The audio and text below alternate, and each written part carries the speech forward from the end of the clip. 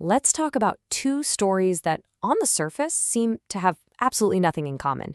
We've got a legendary automaker making this colossal bet on the future, and on the other hand, the federal government is rethinking a law that's been on the books for decades. But when you put them side by side, you start to see this incredible picture of a country right in the middle of a profound transformation. I know. It sounds like the setup for a really weird joke, right? What do electric trucks and cannabis have in common? But seriously, stick with me here. The connection is way deeper and honestly, a lot more significant than you might think. And that's the connection. They are both these incredibly powerful signals that America is in a major state of transition. Each one, in its own unique way, is like a weather vane, you know? It's showing us which way the wind is blowing. One points to a massive shift on the factory floor, and the other, a huge shift in the rules that govern our entire society. Okay, so first up, let's dive into this industrial shift. And just to be clear, this is not some minor tweak. We're talking about one of the most iconic companies in American history, Ford, basically staking its entire future on a pretty radical new direction. It's a huge, calculated risk. $5 billion. I mean, just let that number sink in for a second. This is a company with more than 100 years of history building gas-powered cars, and now they're betting the house on electric. It's a total all-in move to re-engineer itself from the ground up, probably because they know the real danger is being left behind.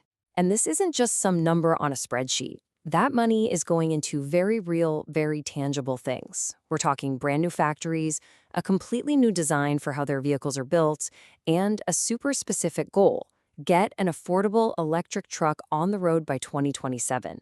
This is the nuts and bolts of how they plan to make that $5 billion bet pay off. All right, let's pivot. We're going from the factory floor straight to the White House. And just like that massive corporate bet, this second shift we're looking at is a policy debate that's forcing a national conversation about risk versus reward. And it could literally redefine federal law for generations to come. So the key word here is reclassification. What does that actually mean? Well, in the simplest terms, it's a potential move by the government to officially change how it categorizes marijuana.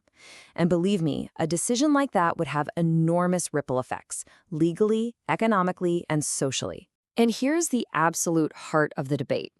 Right now, federally, marijuana is a Schedule I drug. That is the most restrictive category possible. It puts it right alongside heroin, basically saying it has a high potential for abuse and, this is key, no accepted medical use. The proposal? Move it down to Schedule III. That would put it in the same category as things like testosterone or some steroids, which the government recognizes have a medical use, even if there's still a potential for abuse. That shift from no medical value to accepted medical value is everything. Now, a change this big, as you can probably guess, is anything but simple. It has absolutely ignited a fierce national debate that pits the potential promise of this new chapter against its potential peril. On one side of the argument, you've got the promise. You hear stories from states that have already legalized, and proponents see this powerful new stream of revenue. This quote from a local official really captures that vision, right? The idea that tax money from sales gets funneled directly back into communities, for new parks, for public services, all while creating jobs. But then you have to flip the coin over and look at the peril. And for critics, this number is a huge deal. Over 22,000 cannabis-related incidents were reported to poison control centers in just 1 year.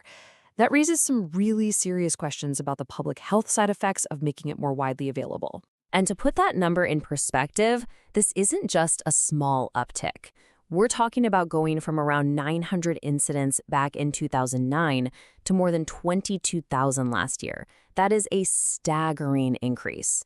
And public health officials, they point to this trend line, especially with cases involving kids accidentally eating edibles, as a major, major red flag.